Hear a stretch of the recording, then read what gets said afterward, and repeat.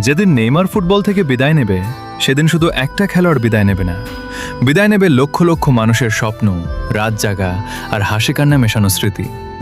Brazil team support করে শুধু নেইমারের জন্য হয়তো সেদিন থেকে টিভির সামনে কেউ আর আগের মতো বসবে না।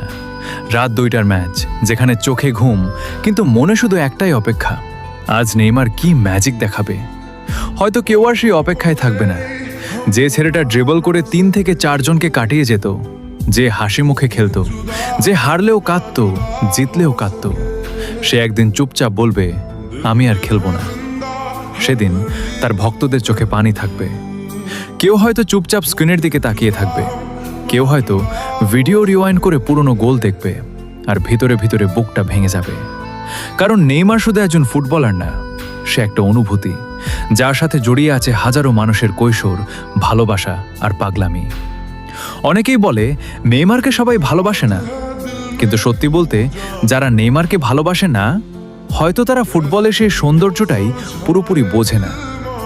নেইমার, তুমি যখন বিদায় নেবে তখন স্টেডিয়াম হয়তো চুপ থাকবে, কিন্তু তোমার ভক্তদের হৃদয়ে তখন ঝড় চলবে।